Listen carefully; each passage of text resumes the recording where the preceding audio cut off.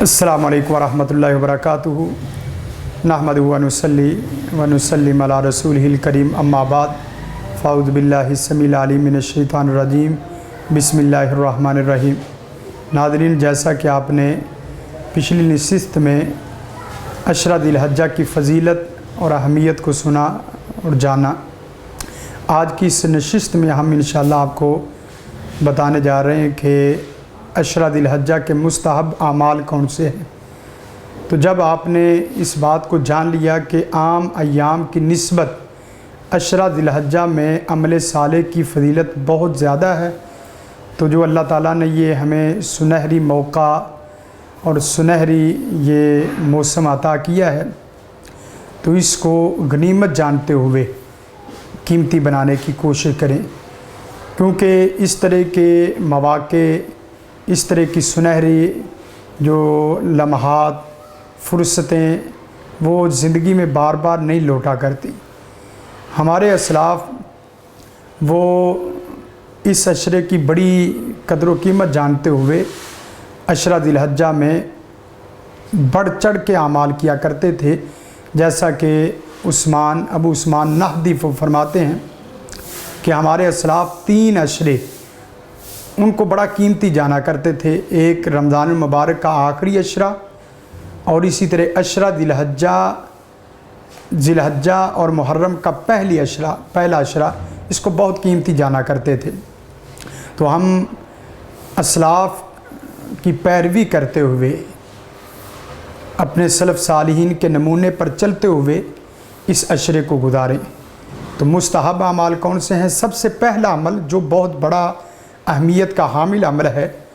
وہ حج اور عمرے کی ادائیگی ہے۔ مناسک حج اور عمرے کی ادائیگی یہ بہت فضیلت والا عمل ہے، اور یہ ویسے بھی اسلام کے ارکان میں سے ایک رکن ہے۔ نبی کائنات صلی اللہ علیہ وسلم نے فرمایا، العمرۃ الی العمرۃ کفارۃ لما بینہما،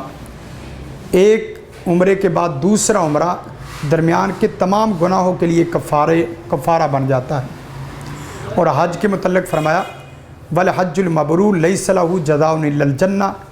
جو حج مبرور ہے، مقبول حج ہے، اس کی جزا جنت کے سوا اور کچھ نہیں ہے۔ اب یہ کتنا بڑا عمل ہے، بلکہ دیگر حدیث میں آتا ہے کہ جو آدمی حج کرتا ہے وہ گویا کہ ایسے جیسے اپنے ماں کے پیٹ سے وہ جنم لے کے آیا ہے۔ تو جس کے پاس بھی استطاعت ہو، صلاحیت ہو، وہ اس عشرے میں حج کا اہتمام کرے، یا یہ عشرہ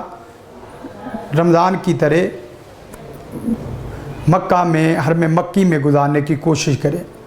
اگر اللہ تعالیٰ نے طاقت اور استطاعت دی ہے۔ تو دوسرا عمل جو اس عشرے میں کرنے والا ہے وہ یہ، جیسا کہ نبی کائنات صلی اللہ علیہ وسلم کے متعلق آتا ہے کہ آپ 9 ذی الحجہ تک روزوں کا اہتمام کیا کرتے تھے، پہلے 9 دن روزہ رکھا کرتے تھے۔ اور دوسری حدیث میں ہے، نبی کائنات صلی اللہ علیہ وسلم نے فرمایا، ما من عبد یصوم فی سبیل اللہ الا بعد اللہ وجہہ عن النار 70 خریفہ او کما قال صلی اللہ علیہ وسلم، جو آدمی ایک دن اللہ کے راستے میں نفلی روزہ رکھتا ہے، اللہ تعالیٰ اس نفلی روزے کے سبب 70 سال کی مسافت جہنم سے اس کے چہرے کو دور کر دیتے ہیں۔ تو جو آدمی اس عشرے میں روزے رکھے گا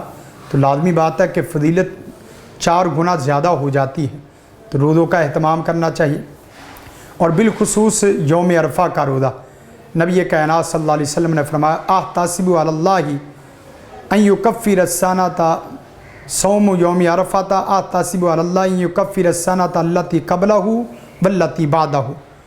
یوم عرفہ کے روزے سے میں امید رکھتا ہوں اللہ تعالیٰ سے کہ اللہ تعالیٰ گزشتہ سال کے بھی اور آئندہ آنے والے سال کے بھی گناہ معاف فرما دے۔ یہ فضیلت بہت بڑی فضیلت ہے۔ میں سمجھتا ہوں اپنے مطالعے کے تناظر میں کہ اللہ تعالیٰ گزشتہ گناہ تو معاف فرما دیتا، لیکن آئندہ کے گناہ وہ سوائے چند ایک اعمال کے کسی بھی عمل میں یہ فضیلت نہیں ہے کہ آئندہ کے بھی آپ کے گناہ اللہ تعالیٰ معاف فرما دے۔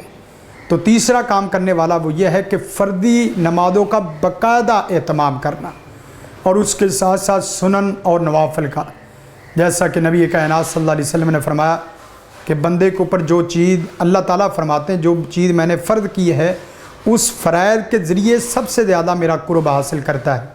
اور اس کے بعد نوافل کے ذریعے بندہ میرا قرب حاصل کرتا ہے، تاکہ وہ اس طرح کی کیفیت میں آ جاتا ہے کہ وہ سنتا ہے تو اللہ تعالیٰ فرماتے ہیں میں اس کا کان بن جاتا ہوں، ہاتھ بن جاتا ہوں، اس کے پاؤں بن جاتا ہوں، لمبی حدیث ہے۔ تو نوافل کے ذریعے آپ زیادہ سے زیادہ اللہ کا قرب حاصل کر سکتے ہیں اس عشرے میں۔ اور اسی طرح چوتھا جو کام کرنے والا ہے وہ زیادہ سے زیادہ ذکر اذکار تسبیحات،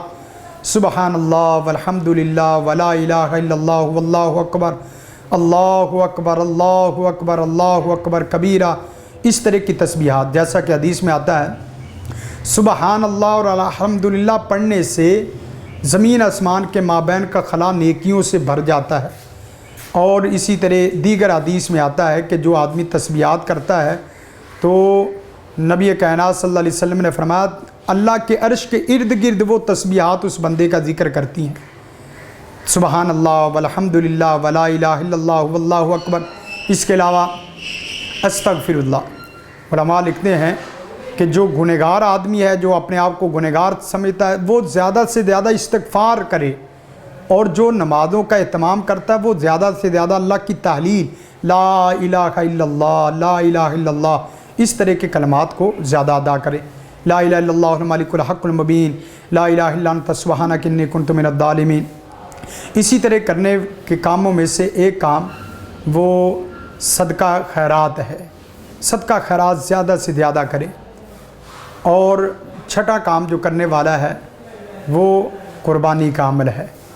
جیسا کہ نبی کائنات صلی اللہ علیہ وسلم نے فرمایا جو قربانی کی طاقت رکھتا ہو پھر قربانی نہ کرے، اس کو چاہیے کہ وہ ہماری عیدگاہ مصلی گاہ پہ نہ آئے، نماز گاہ پہ۔ تو اس کے علاوہ آپ ہر لمحے کو قیمتی بنا سکتے ہیں، 1 منٹ میں دعوت دے سکتے ہیں، 1 منٹ میں اچھی بات سن سکتے ہیں، بات کر سکتے ہیں، مطالعہ کر سکتے ہیں، تہجد کا اہتمام کریں۔ صبح سے آپ ایک لسٹ بنائیں کہ میں نے فجر کی نماز پڑھی، ذکر اذکار کیے، اشراق پڑھی ہے کہ نہیں پڑھی، اس کے بعد سنت کے مطابق وہ کھانا کھانا، قیلولہ کرنا،